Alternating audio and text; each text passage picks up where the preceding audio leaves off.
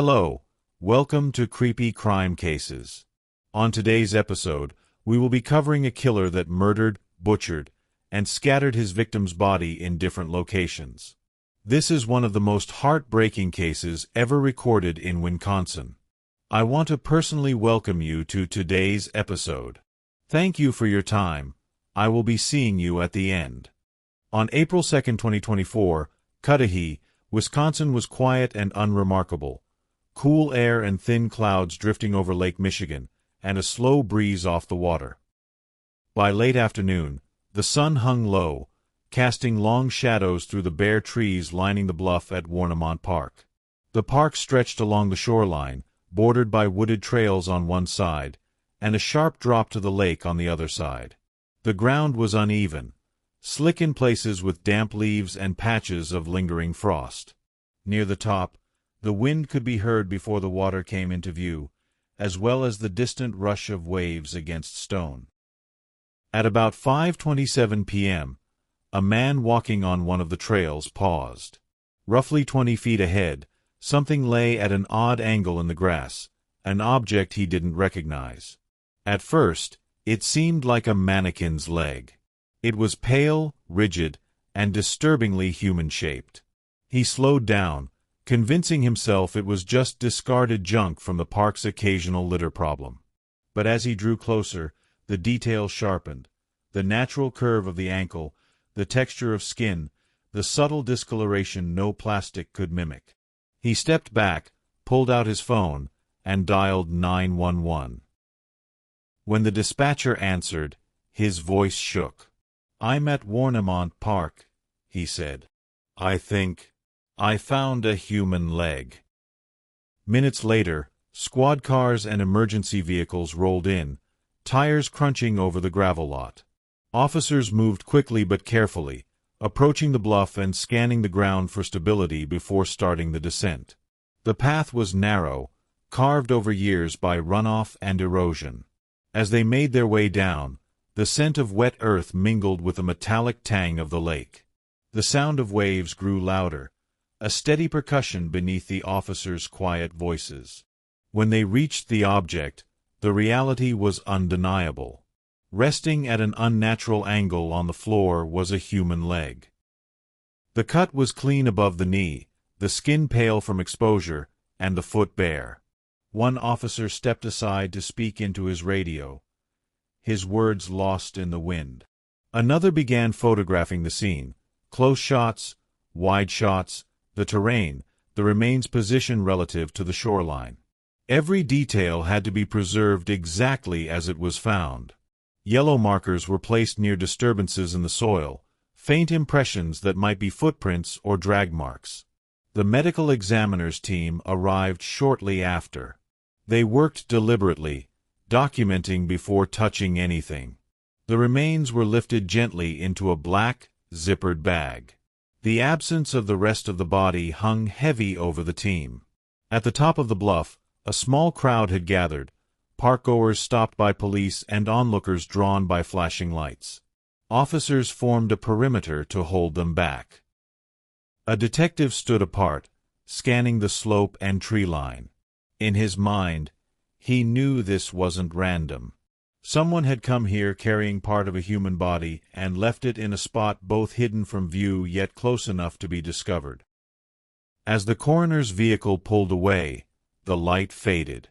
Portable lamps were set up to continue the search before night took hold. Evidence technicians spread out in a grid pattern, combing the area. Every scrap of cloth, every fragment of plastic, every unusual mark in the soil was recorded.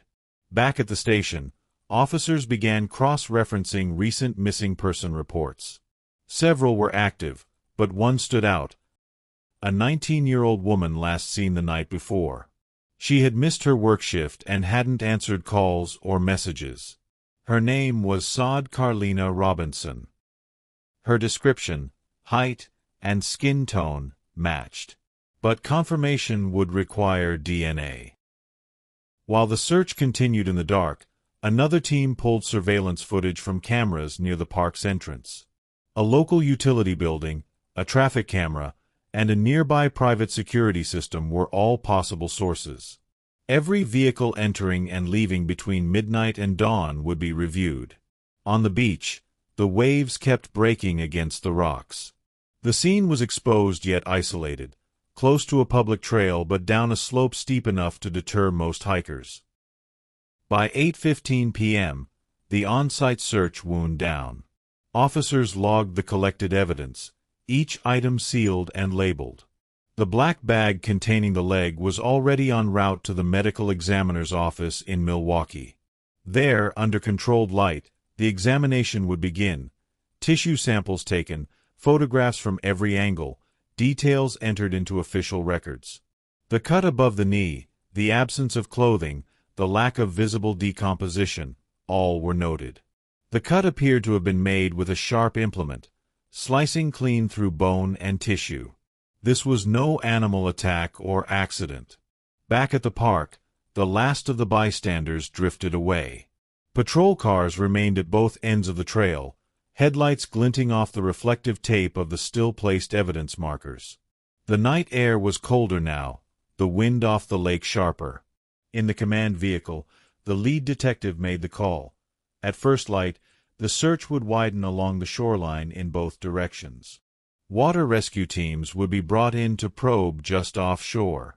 The working theory, still unspoken outside the team, was that this location was only one part of a larger disposal effort.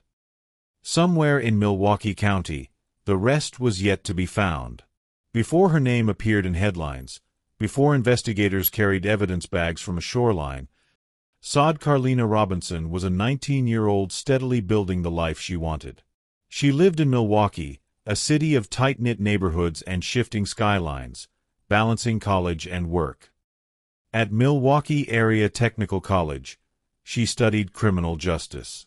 Professors remembered her not for being the loudest in class, but for the precision of her questions, the way she waited until others had spoken, then asked something that made people pause. She didn't just accept answers, she searched for their roots. Outside the classroom, she worked at Pizza Shuttle, a busy East Side restaurant known for its late hours. The job was fast-paced, often hectic, but Sade handled it with calm efficiency. Co-workers said she was the one you wanted on your shift when orders piled up. She learned quickly, never complained, and kept the mood light without losing focus.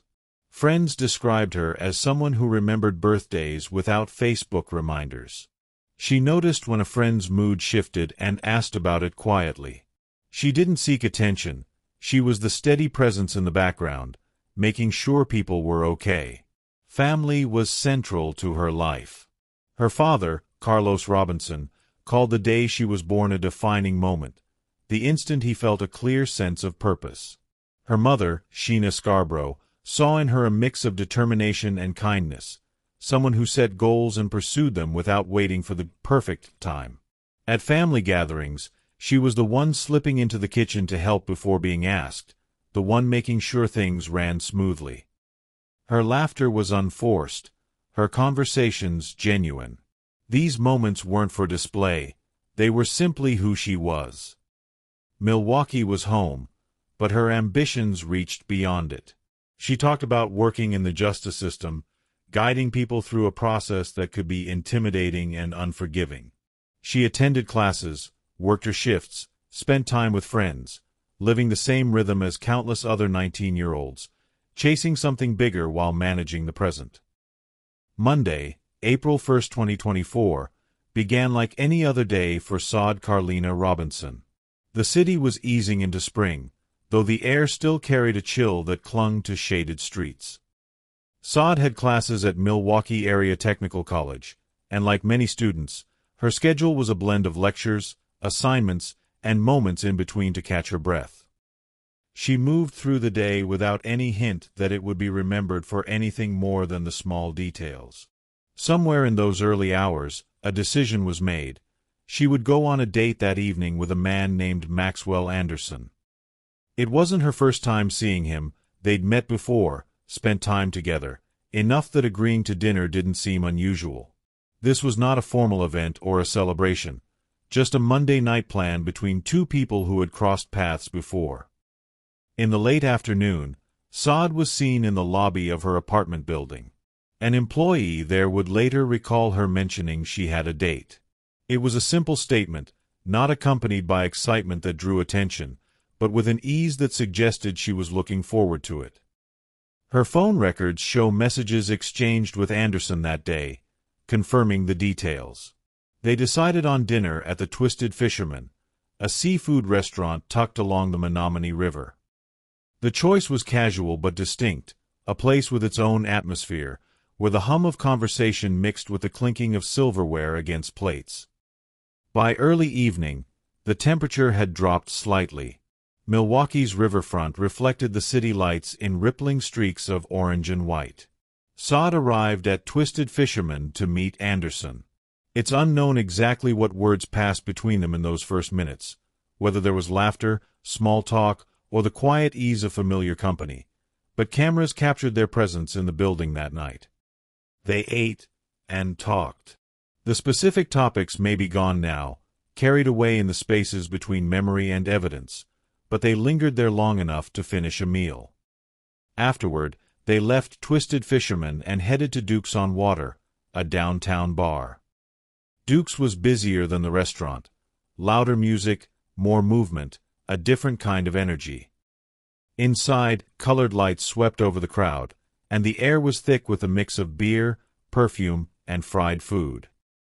People leaned across tables to talk, voices raised to be heard above the playlist pulsing through the room. Sade and Anderson stayed for a time.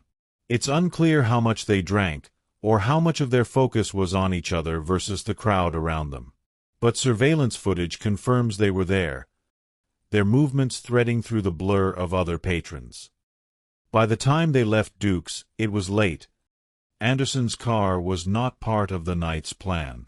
Instead, records later showed that the two traveled together in Sade's Honda Civic. The car cut through the dark streets, leaving the downtown lights behind. Their destination was South 39th Street, an address tied to Anderson's past. It was a place he had previously lived in, though by April 2024 it was no longer his current residence. The reason for stopping there remains unclear. Surveillance cameras from the area would later become crucial, capturing the Civic's arrival and movements around the property. Somewhere in that quiet drive, they crossed a point in time after which Sade would not be seen alive by anyone outside Anderson's presence. When they arrived on South 39th Street, the car came to a stop. The surroundings were still, the kind of stillness that settles over a neighborhood in the early hours. The sidewalks were empty. The streetlights cast thin pools of light across the pavement. Cameras captured them near the property. The images are grainy, the details blurred by distance and darkness, but they place her there. That was the last verified sighting of Sade Carleena Robinson alive. From there, her phone's data would trace movements no one could witness directly. Movements that would soon shift the tone of the investigation from a missing persons case to something far more severe. But on that Monday night, in that moment, there was still no siren, no police tape, no breaking news alert. Just the steady hum of a city closing down for the night, and the quiet between two people whose paths had converged in the hours before midnight. From this point, the sequence of events becomes a matter of forensic reconstruction. No witnesses saw what happened next. No cameras captured it in full. What we know comes from the trail of digital signals, the slow, methodical mapping of her phone's movements after midnight. Investigators later determined that the Civic remained in the vicinity of South 39th Street for a period before moving again. Sade's phone continued to ping in the same area. Then, sometime after, it began to travel, leaving the neighborhood and heading toward darker, less populated routes. The car's path would eventually stretch toward Pleasant Valley Park and later toward Warnemont Park, locations that would become central to the investigation in the days to come. But at the time, in those first early hours of April 2nd, no one knew the importance of these movements. When detectives would later examine this stop in the timeline, it became one of the key pivots in the case. Before South 39th Street, Sade was in public, visible, traceable through businesses, cameras, and other people's memories. After South 39th Street, she vanished into a sequence of movements recorded only by silent mechanical witnesses, GPS logs, cell tower data, and the unblinking eyes of municipal cameras that captured only fragments of the route. For the public, South 39th Street would become one of those haunting points in a case, a location frozen in time, ordinary in appearance, yet carrying the weight of being the last confirmed sighting of a victim alive. The street, the house, the grainy footage, these details would resurface again in court, replayed for the jury as prosecutors traced the final hours of Sade Carleena Robinson. And while the video offered no sound, no close-up of faces, it gave something undeniable. Proof that she was there, with Anderson, in the moments before her disappearance from the visible world. From there, the Civic would move on into the night, and with it, whatever events that would lead to the discovery that shocked Milwaukee just hours later. The timestamp on the last South 39th Street footage read, 12:23 a.m., April 2, 2024. After that, Sade Robinson's world fell entirely into a domain of silence. The first signal came from her cell phone. Investigators would later see that the device remained in the general South 39th Street area for a short period after the Civic left the frame. The phone stayed active, connected to the network, as if resting in one spot.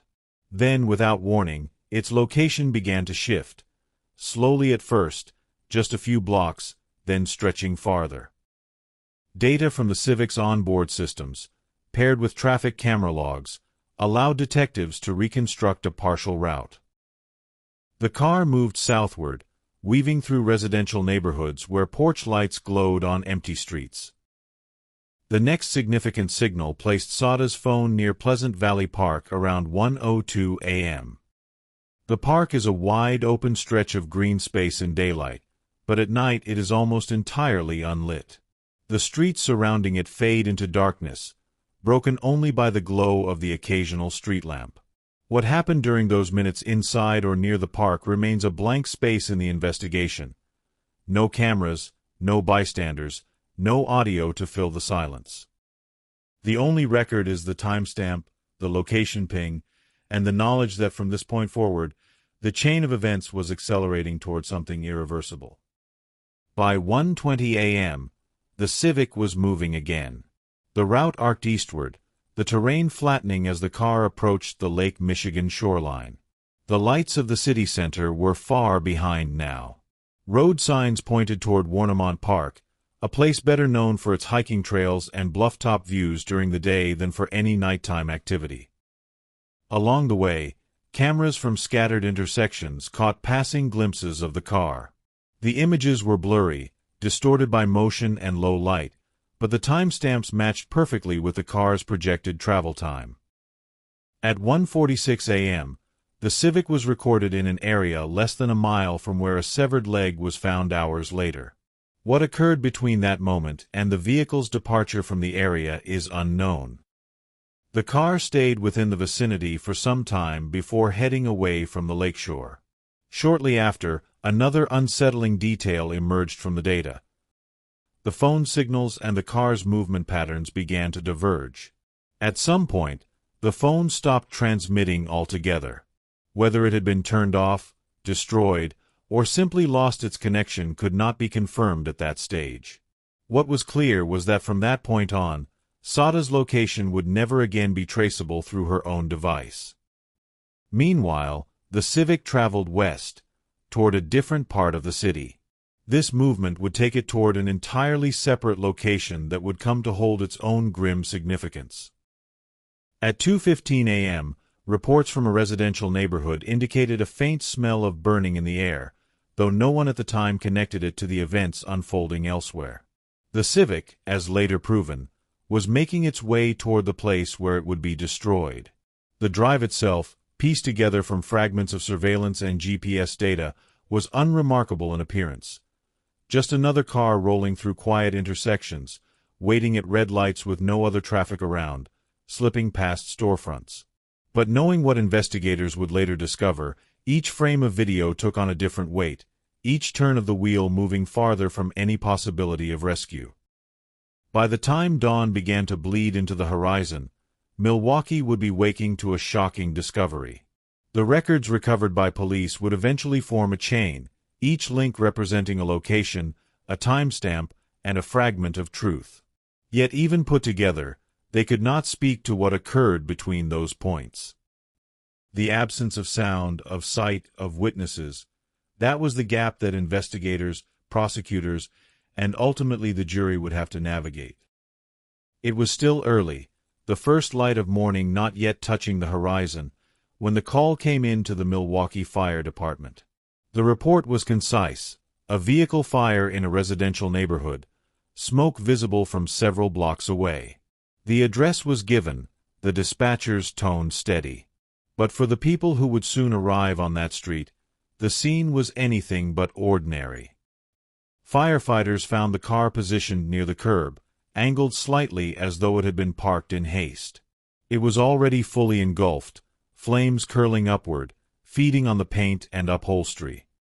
The sound was an irregular crackle, punctuated by the muted thump of tires bursting under the heat. Black smoke rose into the sky, thick enough to sting the eyes and cling to the back of the throat. Neighbors stood at a distance, arms folded against the cold, their faces lit intermittently by the orange flicker. Some spoke in low voices, others simply watched. No one had seen who left the car there. All they knew was that it had not been there the night before. Within minutes, the fire was under control, reduced to a smoldering frame. The Honda Civic was now unrecognizable in places, its interior reduced to char, the windshield collapsed inward, the seats nothing more than twisted springs. Police officers stepped in as soon as the flames were out. They noted the license plate, partially warped from the heat but still legible. A quick check of the plate returned a match. The car belonged to Sade Robinson. At that moment, she had not yet been reported missing. Her family believed she was out with friends or possibly staying over somewhere for the night. The discovery shifted the tone immediately. This was no longer just a burned vehicle. The name attached to the registration would soon link it to the severed human leg found later that day in Warnemont Park. Detectives began canvassing the area, speaking to anyone who might have seen movement in the hours before the fire. Transit surveillance cameras were checked, and it wasn't long before footage surfaced showing a man boarding a bus not far from where the Civic had been abandoned and set alight. He was dressed in dark clothing, carrying what appeared to be a backpack. His face was partially obscured by a hood. Still frames from the footage were enhanced, revealing more distinctive features. Detectives recognized him almost immediately. Anderson, the man Sade had been seen with at multiple locations the night before. His movements after leaving the burned car would form one of the key pillars of the prosecution's timeline. Meanwhile, forensic specialists examined what was left of the vehicle. The fire had destroyed much of the physical evidence inside, but certain areas shielded from direct flame yielded trace materials. A few fibers, a partially melted phone charging cable, and the remnants of a plastic bag were collected for lab testing. The exact accelerant used to start the blaze was identified later as a common, commercially available liquid fuel. What investigators understood even then was that the burning of the car was not a random act of vandalism. It was deliberate and precise in its timing. By destroying the vehicle, the perpetrator had attempted to erase any trace of what might have happened inside. Fingerprints, DNA, blood evidence. By midday, the discovery of the leg at Warnemont Park had been connected to the burned car. The realization was swift and grim. The investigation was no longer about a missing person. It was about a homicide. The Civic, or what remained of it, was transported to an evidence facility for further analysis. Every inch of the charred metal was photographed, documented, and searched. Even the smallest fragment could hold significance. The bus footage of Anderson leaving the area was matched with transit car data and route schedules. This allowed detectives to pinpoint where he had boarded and where he had gotten off, narrowing down the search for his location in the hours following the fire. The pattern was becoming clearer: the lakefront, the park, the burning car, each piece of the night linked by distance and time, each movement more incriminating than the last. As evening fell, police briefed the press, giving only limited details. They confirmed the burned vehicle, its registration to Sade Robinson, and its relevance to an ongoing investigation. They did not yet disclose the discovery of human remains. That information was held back until the family could be notified. But within the investigative offices, urgency grew. The burned Civic was both a dead end and a roadmap. It had been stripped of much of its physical story by fire, yet it was the first tangible link between the woman who had vanished after a date night and the man they now believed was responsible. By the time April 4th arrived, the investigation into Carleena Robinson's disappearance had shifted from a search for answers to the pursuit of a suspect. Surveillance footage, GPS data, and witness statements had converged into a clear, undeniable path, one that ended at a single name: Anderson. In the early hours of that morning, detectives gathered in a staging area a few blocks from the address tied to Anderson. The neighborhood was still waking up. Streetlights cast long shadows across cracked sidewalks. The air was cold enough to make every breath visible. Officers spoke in low tones, radios clipped to their vests, each step carefully planned. The warrant was ready. 2 teams would move in, one to secure Anderson, the other to search the property. At 6:17 a.m., the approach began. Footsteps moved quietly over the concrete walkway leading to the entrance. The knock was sharp and deliberate. There was no immediate response. Seconds later, a voice from inside, muffled and groggy, called out. The door opened, revealing Anderson. He looked startled but not confused, as though the possibility of this moment had been with him since that night. Detectives stepped forward, announcing the warrant. Anderson was handcuffed without incident, his expression unreadable. He asked no questions and offered no explanations. As he was escorted out, neighbors emerged from doorways, drawn by the presence of uniformed officers and unmarked vehicles. Inside, the search began. The kitchen bore the first trace. On the counter, near the sink, sat a roll of heavy-duty plastic bags. Ordinary enough to be overlooked in any other context, but in this one, deeply significant. Forensic specialists collected them, careful to note the lot numbers for potential matches to items found at disposal sites. Down the hallway, a closed door led to a small bedroom. Inside, the blinds were drawn, the air heavy and stale. A laundry basket sat in the corner. Among the clothes, investigators found a hooded sweatshirt matching the one worn by the man in the bus surveillance footage from the night of the fire. The fabric bore faint discolorations, stains barely visible to the naked eye, but unmistakable under alternate light sources. In a storage closet, a folded tarp lay atop a stack of cardboard boxes. The tarp was clean but creased in a way that suggested recent use.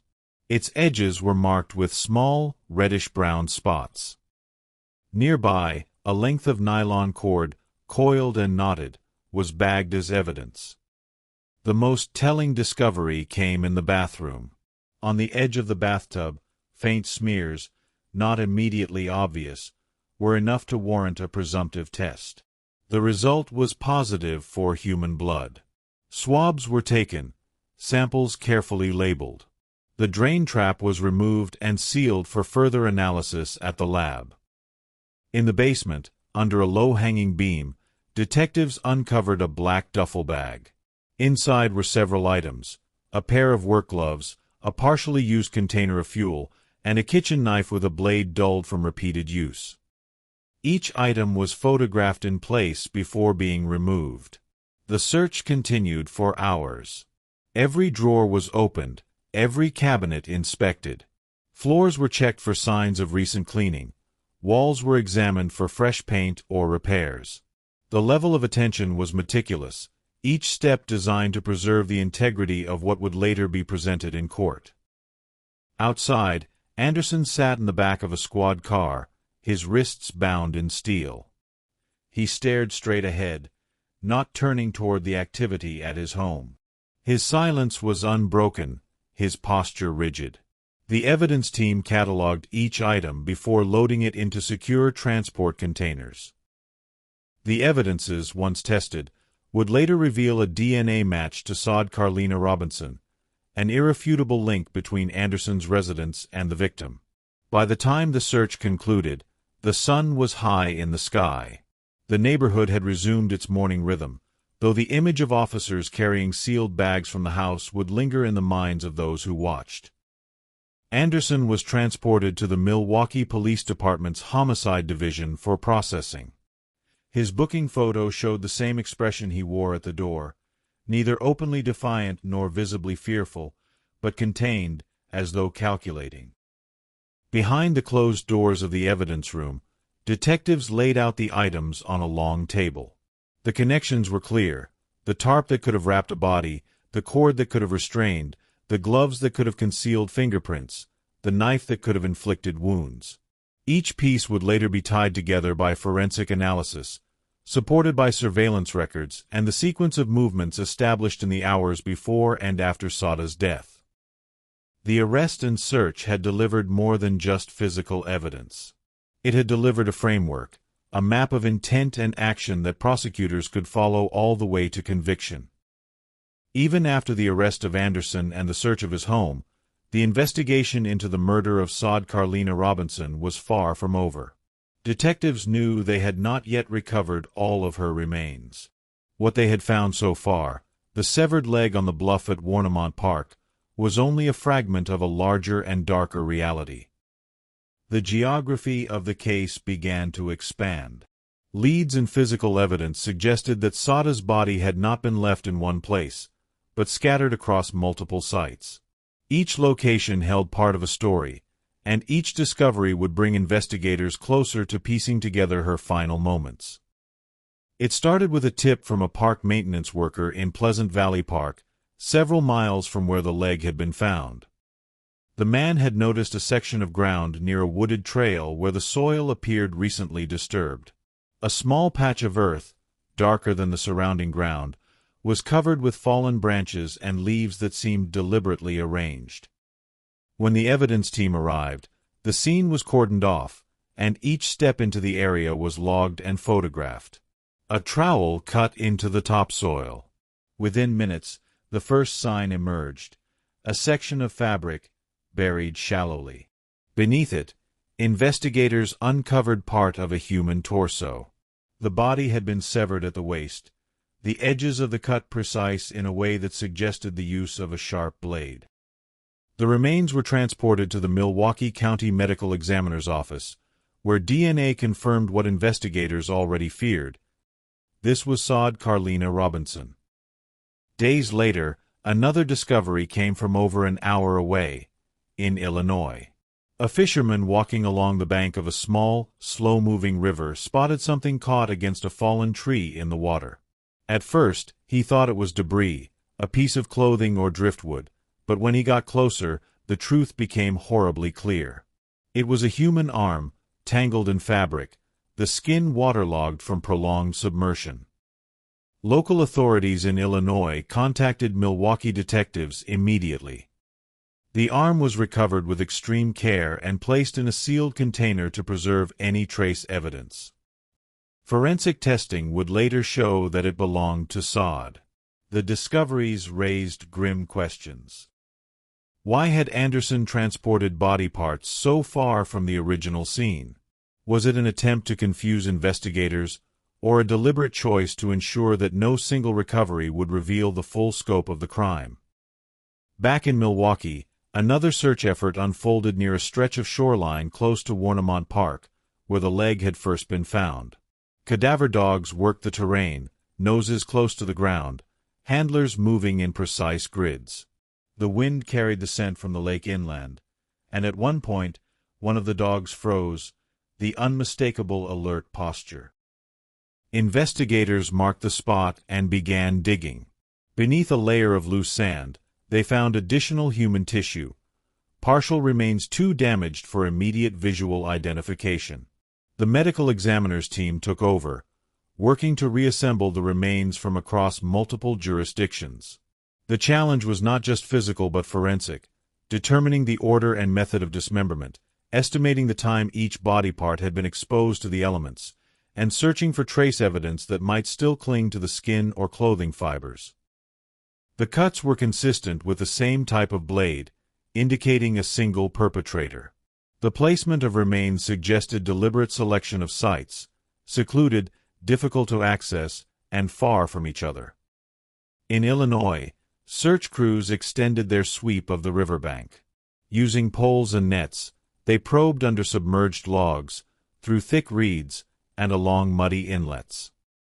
2 days after the arm was found, they recovered a human hand, severed at the wrist, caught in the roots of an overhanging tree.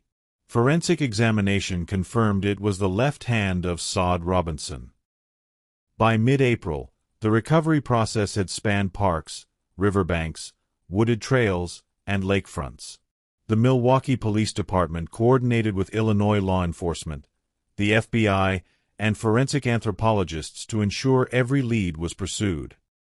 Mapping software plotted the locations of each discovery, and a disturbing pattern began to emerge. Each site was connected by roads that passed within blocks of Anderson's known movements in the days following Sade's disappearance. For Sade's family, each phone call from detectives carried a dual weight: relief that more of her had been found, and grief that such a recovery was necessary at all. They were spared no detail. Investigators knew that, in the pursuit of justice, the truth had to be told in full. The search for her remains would not end with a single day's work. It was a process that stretched over weeks, each new location bringing teams into unfamiliar terrain, each discovery reinforcing the scale of what had been done. By the time the final known remains were recovered, the case against Anderson had transformed from a web of circumstantial points into a solid, physical foundation. Every recovered body part carried the weight of DNA evidence. Every location was tied, directly or indirectly, to Anderson's movements. And yet, for those who worked the case, the haunting fact remained: they could never fully put her back together. The damage done was irreversible. What they could do was make certain that the evidence they had gathered would stand unshaken in the courtroom. By the time the trial of Anderson began, the story had already gripped the city of Milwaukee. The local news had carried footage of the searches for weeks, also the grim recoveries, and the guarded comments from law enforcement. Now, for the first time, the case would unfold in full, not behind the closed doors of an investigation, but in the open air of a courtroom. Every seat in the public gallery was filled. Court officers moved briskly to keep aisles clear, the sound of their radios muffled but ever present. At the front, the defense table sat to the left, the prosecution to the right. Anderson entered in a plain shirt, flanked by deputies, his wrists hidden beneath the edge of the table. From the first moment, the prosecution wasted no time. The opening statement was deliberate, steady, and threaded with the weight of the evidence they would present. Photos of Carleena Robinson were shown to the jury. The jury listened in silence. Some leaned forward slightly, others kept their gaze fixed on the exhibits. The prosecution then shifted to the digital trail, the GPS coordinates from Sade's phone, the data pulled from Anderson's devices, the surveillance clips. A detective took the stand and explained how Sade's phone had stopped transmitting location data just after 1 a.m. on April 2nd, while still near Anderson's former residence on South 39th Street. Minutes later, her car was seen on a city camera heading toward Pleasant Valley Park, with Anderson identified in the driver's seat. The video played for the jury, a grainy, time-stamped clip of a figure stepping from the driver's side of Sade's car, then walking out of frame. The prosecutor froze the frame mid-step, pointing out the build, the clothing, and the matching shoes later recovered from Anderson's apartment. It was only the first in a sequence of videos. Another, from a bus camera, showed him boarding near the area where Sade's burning car would later be found. His clothing, the prosecution noted, had changed from earlier footage, a point they argued was deliberate, an attempt to conceal his movements. Forensic evidence followed. The medical examiner took the stand, describing the recovered remains in clinical detail. There was no sensationalism, only the facts, the sharp force trauma, the precise dismemberment, the lack of defensive wounds suggesting Sade had been incapacitated before the cutting began. The examiner held up diagrams, tracing the locations of cuts and explaining the probable tool used. On the defense side, objections came frequently but without much effect. They challenged the clarity of surveillance footage, questioned the interpretation of cell phone data, and hinted at the possibility of another, unknown perpetrator. But each time, the prosecution countered with tangible, physical evidence. DNA from Sade found in Anderson's apartment, and DNA from Anderson found on multiple pieces of her remains. Witness after witness built the case. Each brought a small piece of the larger puzzle. Midway through the trial, the prosecution brought forward a digital forensics expert. Using mapping software, they overlaid Anderson's phone movements with the times and places remains had been recovered.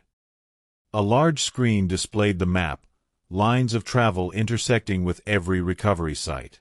This, the prosecutor said, pointing to the overlapping points, is not coincidence. It is a route of disposal. The defense attempted to sow doubt, calling their own expert to question the precision of GPS readings. But under cross-examination, that expert admitted the probability of such alignment occurring by chance was extremely low. The final days of the trial brought the emotional weight. Sade's mother and father took the stand. They spoke briefly, answering only what was asked, but their presence was enough. The jury saw the human cost, hearing the quiet strain in their voices as they confirmed photos and identified items of their daughter's clothing. When closing arguments came, the prosecution returned to the evidence: physical, digital, and testimonial. Every fact in this case, the lead prosecutor said, is a thread. Alone, a thread can be broken. But together, they form a net so strong it cannot be torn. The defendant is caught in that net. The defense urged the jury to focus on what had not been proven: the exact method of killing, the absence of an eyewitness to the murder itself. But the weight of the case was against them. The jury was dismissed to deliberate. In the quiet that followed, the families and reporters waited. Outside, television crews lined the courthouse steps. It took less than 3 hours. When the jury returned, they filed into the box, eyes forward. The foreperson stood, holding the verdict form. On the charge of first-degree intentional homicide, guilty. On the charge of mutilating a corpse, guilty. On the charge of arson, guilty. Anderson sat still, eyes fixed ahead, as the judge read the verdict aloud. The trial was over. The case, at least in the courtroom, had reached its conclusion. But for those who had followed it from the first discovery at Warnemont Park, the images and details presented in court would remain long after the verdict was read. The courtroom's echo from the verdict had barely faded when the process of sentencing began. The judge, seated high above the room, reminded those present that while the jury had determined guilt, it was now the court's duty to determine the measure of punishment. The legal threshold had been crossed. The next step would decide the rest of Anderson's life. On sentencing day, the gallery once again filled early. Reporters clutched notepads, photographers tested their camera shutters, and deputies stood along the walls, scanning the room in measured intervals. The family of Sade Carleena Robinson sat in the first row, a row that had become familiar to them after weeks of testimony. They spoke little, their attention fixed forward. Anderson was brought in under the same procedural formality as before, his expression unchanged. The prosecutor spoke first, outlining the severity of the crimes. The language was direct, the mutilation, the disposal of remains across multiple jurisdictions, the calculated arson. This, the prosecutor stated firmly, was a crime without hesitation or remorse, committed with an intent to erase a life and conceal the truth. Then came the voices of those most directly affected. Under Wisconsin law, victim impact statements could be read in person or submitted in writing. Sade's mother stood, holding a folded sheet of paper, her hands steady. She did not read quickly. Every sentence was deliberate. She described her daughter's ambition, her energy, and the empty space left behind in their home. She spoke of holidays that now felt like obligations, of rooms that had gone untouched because stepping inside was too much to bear. "There's no such thing as justice with what you did to my daughter and what you have done to my family," she said. "You plotted and planned to kill and dismember. Then you disrespectfully spread my daughter across Milwaukee like a piece of trash." Sade's father followed. His voice carried a measured strength, though his eyes never left the judge. He spoke of his daughter's kindness toward people she barely knew, her determination to pursue a future on her own terms. "What was taken from us," he said, "cannot be replaced, and it cannot be undone. Somebody who does something like this doesn't even deserve to live." "I think death is a way out," Sade's father said. "You deserve what you get. He deserves the punishment that he gave to my daughter. Everything that he did should be done to him. That's how I feel. That to me, that's justice. I don't feel like he has a right to walk around and breathe air, eat breakfast, brush his teeth. He doesn't have that right." Sade's sister also spoke. In her own words, she said, "He took the guide and support system and role model that she was going to be for the rest of my life. He stole my big sister, who always protected me and nurtured me and put me first, and he robbed her of her ability to do that and feel accomplished because she knew she was setting me up for a life better than the one she was forced to struggle through." When it was his turn, Anderson declined to speak. No apology, no statement. The absence of words seemed to hang in the air for a moment before the judge began to deliver the sentence. The judge's tone was deliberate, his phrasing rooted in the facts and in the law. The sentence was clear: life in prison without the possibility of parole. On the additional charges of mutilating a corpse and arson, consecutive terms were imposed, though their practical effect would be eclipsed by the life sentence. As the gavel fell, the process was complete. Anderson was led away without resistance, his figure disappearing through the side door into the custody of the state. In the gallery, some held each other quietly. The family of Sade remained seated for a moment longer before rising to leave, walking past the rows of benches and the assembled media. Outside the courthouse, the city had already begun to move on with its day. But for those who had followed the case, the end of the trial did not mean the end of the story. In the community, vigils were organized not only in remembrance of Sade, but as calls for safety and accountability. People spoke quietly, sharing memories with those who had not heard them before. At the university Sade had attended, a scholarship fund was established in her name. The announcement came in the form of a short press release, but the fund quickly gained support from alumni and local businesses. The stated goal was simple: to provide scholarships for young women pursuing their education, in honor of a life that had been cut short before it could fully take shape. Her family also pursued a civil action against Anderson, a move that was less about financial recovery and more about a formal statement of responsibility. While the criminal conviction had secured the legal judgment of guilt, the civil suit allowed for a public reaffirmation of the harm done. As the one-year mark approached, a memorial event was held at Warnemont Park. The location, once the site of the case's most disturbing discovery, became a place of reflection. Even as time moved forward, the case remained a touchstone in conversations about public safety in Milwaukee. Community forums, often focused on broader issues, referenced Sade's name when discussing measures to protect residents, particularly women. Her story was invoked not as a cautionary tale but as a reminder of the value of life and the depth of loss that follows when it is taken. In the end, the legal system had reached its conclusion. The sentence was final, the trial closed, and the case file complete. Yet for the people who knew her, and even for many who did not, Sade Carleena Robinson's absence remained present in their everyday life. It lingered in the places she had been, in the memories she had left, and in the conversations that continued long after the cameras had moved on. May her gentle soul rest in peace wherever she is. We have come to the end of today's episode. I thank you all for being here. Please do not forget to like, as you know it helps the channel grow, and if you do not want to miss any of our contents on this space, do well to subscribe. Goodbye. I will be seeing you on our next episode.